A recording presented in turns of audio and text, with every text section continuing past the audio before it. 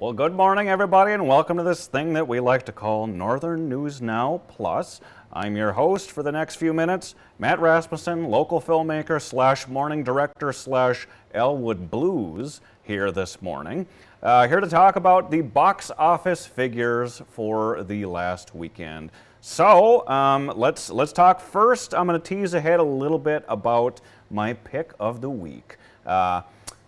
Not sure if you can tell by the regalia I have here. If you're a classic of 1980s amazing musical comedies, you might very well know that my pick of the week is The Blues Brothers, the 1980 musical comedy starring Dan Aykroyd and John Belushi. Why is it my pick of the week?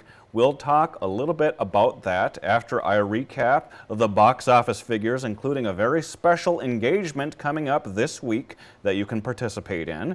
But first, let's take a look at our box office figures.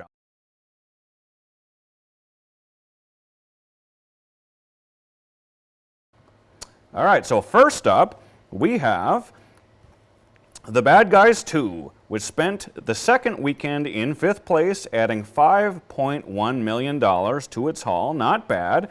Next, for another fourth place finish, the Fantastic Four First Steps made $5.9 million. I really enjoyed that one. Next, Freakier Friday fell to third place with ticket sales worth $9.2 million. And next, Weapons. This one is amazing. It was number one for the last 2 weekends in a row. It lost the top spot, unfortunately, for $15.6 million, although it gave this a domestic total of $116 million in total, which is amazing for a horror movie. And lastly, by surprise, a sing-along version of the Netflix hit K-pop Demon Hunter slayed the competition, earning an estimated $18 million in just 2 days. I don't think anybody saw this coming, but yay, yeah, good for everyone all around. All right, back to my pick of the week here, the 1980 musical classic, The Blues Brothers.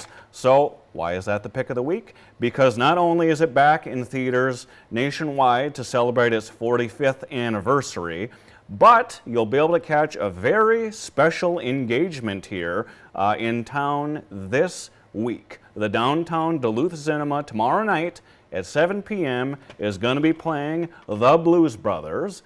And not only that, these summer series that they've been rolling out here, they're hosted by Blacklist Brewing in town. And every one of these, they bring out free samples of their brews, so you can taste what they have going on there. They also give away prizes and things that you can participate in if you do the little trivia beforehand. And lastly, I know that they told me that they will have orange whips on hand here when you go in to watch The Blues Brothers. And if you've already seen the movie, you know that Orange Whip is a line that is delivered by John Candy, and that is what is known as the drink of the Blues Brothers. So let's talk a little bit about this amazing movie. I think, well, this was the first SNL movie as far as I understand it, and this was the first time that Dan Aykroyd really made a huge splash on the big screen. And this led to many other projects in his career, such as Ghostbusters, which is, of course, a huge hit, a huge favorite of mine as well. So yeah, I would say go out and see The Blues Brothers if you haven't seen it yet. There's no time like the present to watch something that has endured, much like this movie has. It has really, there's a lot of musical legends in it, and you know, if you've never seen it, watching it with a crowd of folks that have some Blacklist Brewing in them, that's just the best way to do it. So thank you for tuning in here on this Northern News Now Plus. I'll have a few more bits of info for you next time you tune in. But thanks for catching up with me on this one, and I will catch you guys next week.